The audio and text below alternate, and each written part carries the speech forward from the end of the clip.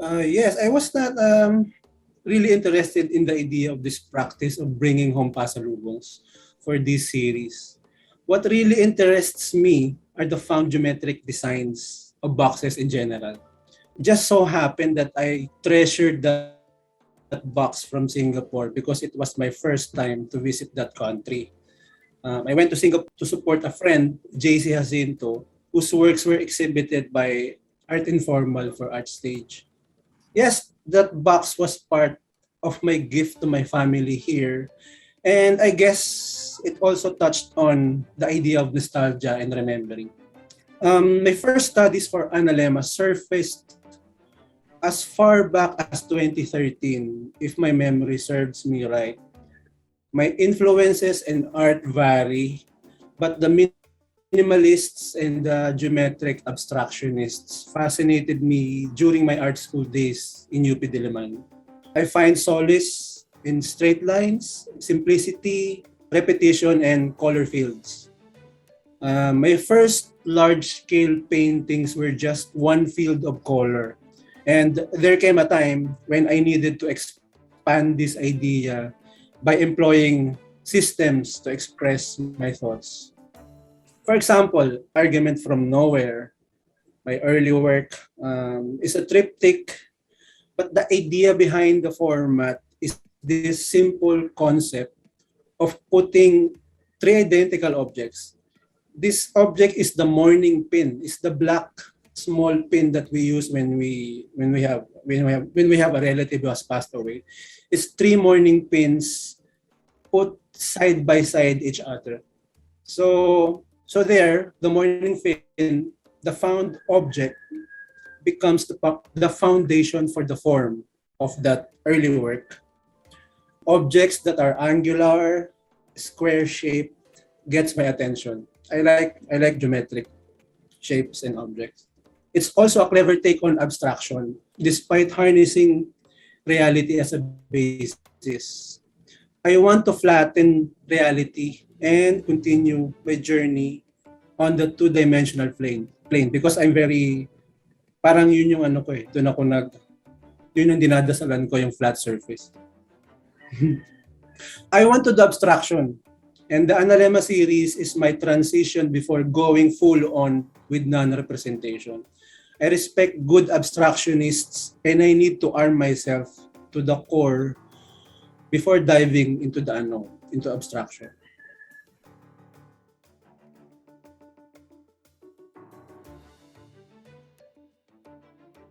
Yes, almost all of the boxes are remnants of my consumption. Whenever I order a product or food takeout, I always look forward to deconstructing the box and see its inside. So it's like the opposite. Instead of looking forward to the contents, I always look forward to the die lines. The die lines are the lines inside the box, that separate one fold from the rest. I find this interesting and I would keep a box that I have used and jot down the name of the product to avoid having doubles. So before the show, I would choose possible candidates for analemmas from this set of boxes and narrow them down and finalize the number of pieces I will be making. Each box has a specific design, no matter how similar they may seem, and each panel is custom sized to the box assigned to it. So for example, I don't make 10 pieces of 2 by 3 feet panels. Hindi ako gagawa ng 10 2 by 3 feet. What I would do is that I would customize the size of the panels for the box that I choose to draw. For example, I don't make 10 pieces of 2 by 3 feet panels. Instead, I make 10 panels with different sizes.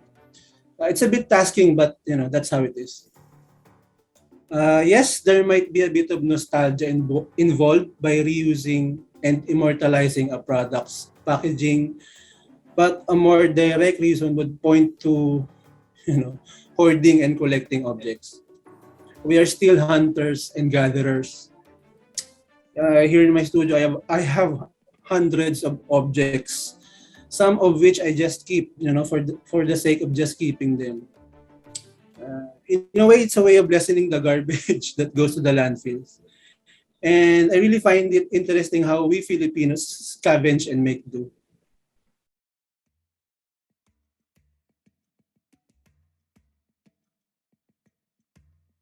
Well, Edges Without Names is more confident in a way and playful than the first. Analemma, the first show, was me diving head on into an uncharted territory with a new color, red. So I have a sample of the red stone here. So this is it. This is the red stone. It's a type of a crimson red. So at first it was a shock, doing the first Analemma show because I'm not used to employing colors. Because I have been making monochromatic gray and white pieces for ages, and the sudden appearance of red was a derailleur for me. Now I'm still getting the hang of it as we speak, and I want to look for other stones with different colors if given the opportunity. The pieces are now bigger, lines are refined, and the process I feel is more efficient. The obvious difference would be the color of the background in relation to the shapes. So now the shapes are white and the surrounding space is red. The red frames white more dramatically, as I've seen from the finished pieces. This reversal of color worked well in each composition. And in general, I feel that they are stronger visually.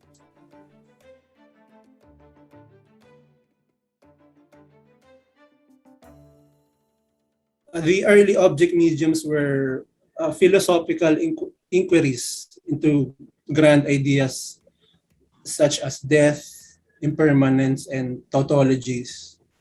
Those were physical and mental exercises in art production. Scratching hard objects on sandpaper is bodily demanding.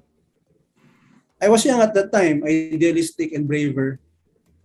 I was also conversing with tradition and art history in the hopes of churning out something innovative and new enough to be able to stand the tests of contemporaneity.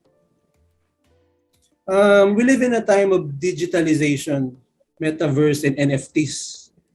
So my use of stones is a reaction to these realities. Ito yung ibabato ko sa kanila. Stones are efficient markers on black sandpaper. They are a sustainable medium, and they are more human than oil or acrylic paint. Its direct relation to the human hand or the human palm is seething. Rocks were the first tools of man, and its resistance to breaking was key to tool making, man's progress, and the evolution of societies. As a kid, I used rocks in relation to play. It can pound. I can use it to defend myself by using it as a bala for tirador, and it can cover distances. My lolo and I used to play on the shoreline with flat rocks, and we throw them in the sea. The winner of the contest is the one with the rock that goes the farthest. It is portable.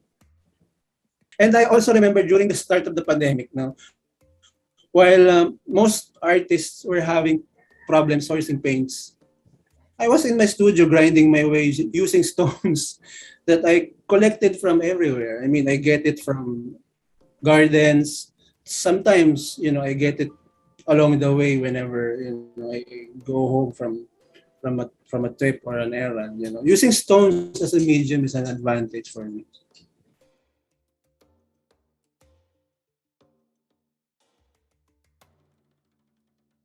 Yes, but not upfront.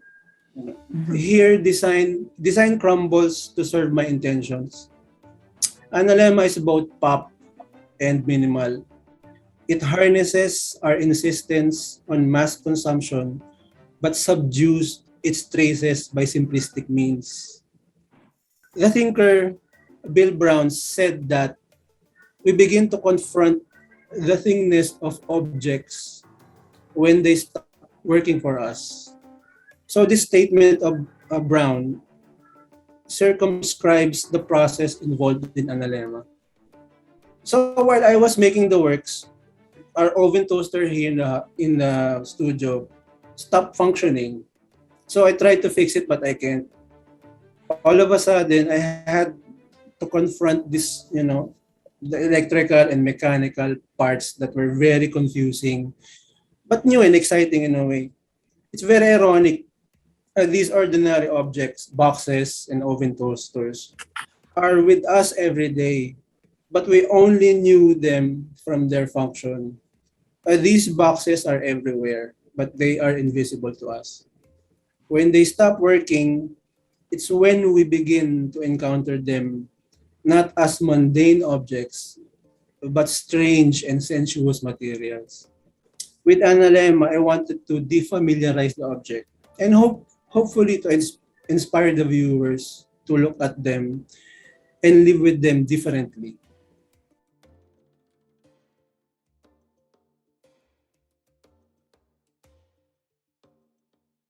Christine De Leon and I decided to include the studies in order to trace the nearest locus of analemmas.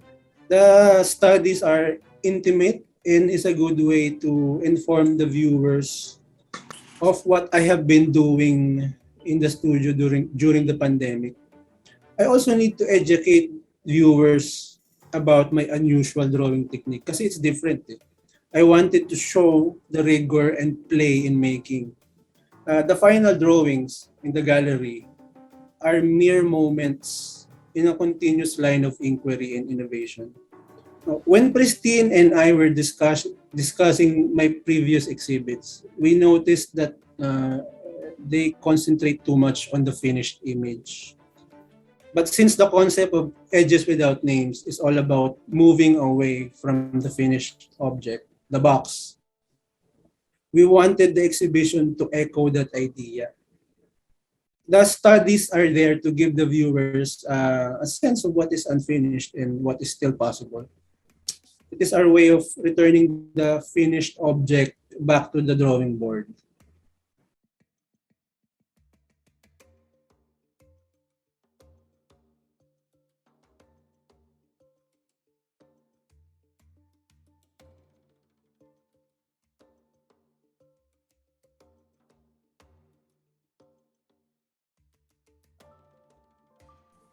All are tests into the limits of materials and processes and how it may lead to a divergent avenue of looking and making.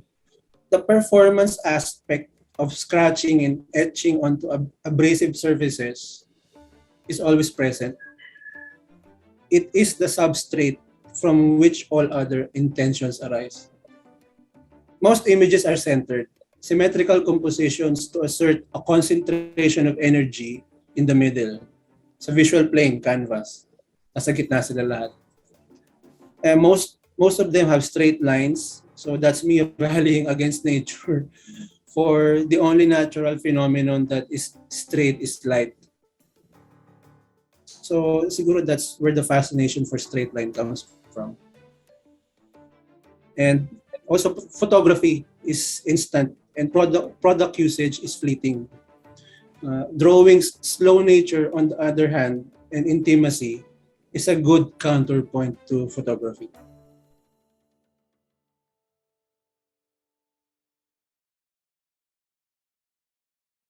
Yes, I am a musician and I have been playing music since high school. It's 20 plus more years. I am a drummer and I'm a guitar player in training and I write music as well. My art and music are separate from each other. I play traditional music such as rock music while my visual art is informed by avant-garde thought. So pag rock medyo something common na rin yung rock music eh. So but some rock bands are avant-garde in nature. I have yet to discover if my music influenced my art or vice versa. I don't know. But yes, I listen to music in my studio while working. It keeps me going. It sustains me, and I feel in the future, the two might merge.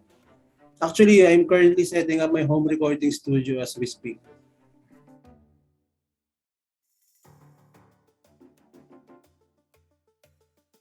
A book? No. I encountered the word some time ago, and it's one of those random, astounding words that I encountered while reading or surfing the internet.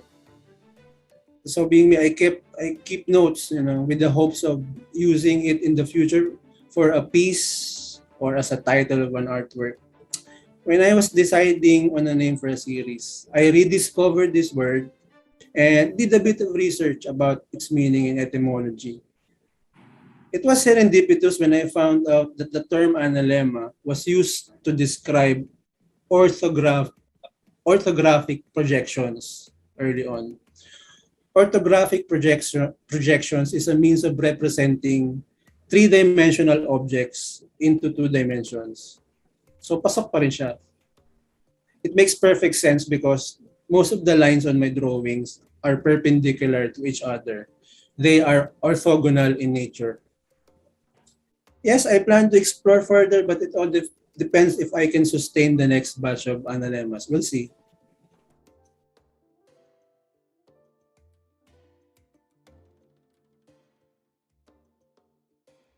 I have paints, but I use paints for panel preparation and for painting frames because sometimes I do my own framing and I also do frame preparation. Um, my work routine, I get proper sleep and balanced diet. I avoid injury as much as possible and take care of my hands. And I work at least an hour a day. So at least 1 hour every day yan. And sometimes I even work for 26 hours straight. My experience in film and TV production sort of trained me to work till the wee hours of the morning. I only use customized rulers and erasers. I have a ruler right here that I use. It's a plexiglass ruler that I use. So the edges are tapered and it's a different shape to get different angles. Tool, I am the tool. I am the brush that holds the pigment, the rock. See? So rock, so white rock. My subject matter is the medium itself. My technique eliminates the brush entirely. So wala nang brush, wala nang pencil. Kasi kung anong yung medium ko, ako na yung may hawak ng medium at ako na yung nag-apply myself. So I have this equation regarding object medium. So the equation of object medium is, for example, for argument from nowhere, di ba? The skull. The skull is the paint and subject matter. So it's one variable. Plus the artist, me, the brush. So pagsamahin mo yung dalawa, ang lalabas doon yung art. So it's two variables equals art. Whereas for example, for acrylic painting, they have the skull, the subject matter, plus the acrylic, the medium, plus the artist pa. So it's three variables for acrylic painting. You have the subject matter, nakokopyahin ng artist. You have the acrylic, which is the medium, and you have the artist who will do the painting, equals art. So there's three variables. So for me, object medium has a more efficient equation kasi one less variable. And the subject matter and the medium are embodied in one unit. In my studio, I have only a few rolls of sandpaper because sandpaper rolls are expensive. The bulk of my support are paper-sized abrasive paper which I install like tiles on sturdy panels such as wood. And for the series, I used plexiglass na for a support for the sandpaper. So there.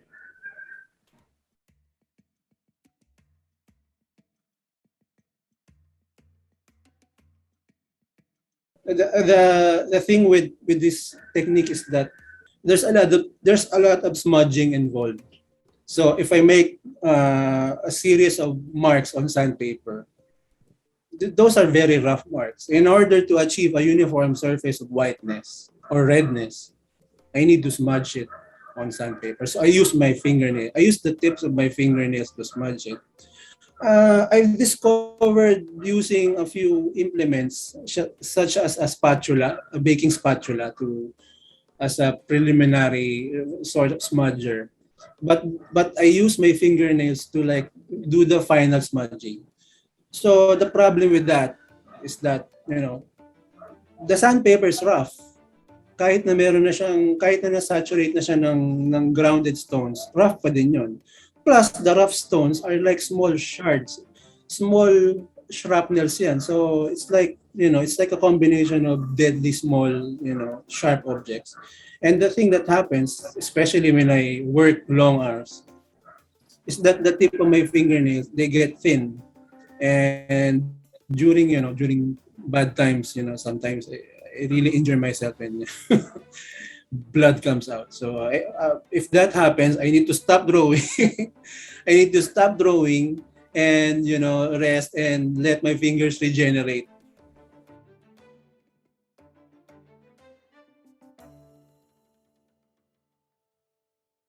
I'm thinking of on jump off point ko pa rin is still this Analemma series. But now I plan to make bigger pieces but shaped canvases na.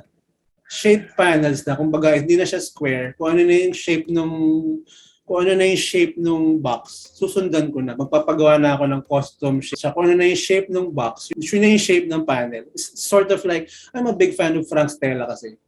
Kasi Frank Stella started using the square format and eventually, he shaped his canvases kung ano man yung direction ng lines or kung ano man yung design na nakita niya. I'm a big Frank Stella fan, by the way. So yun ang plano ko na next.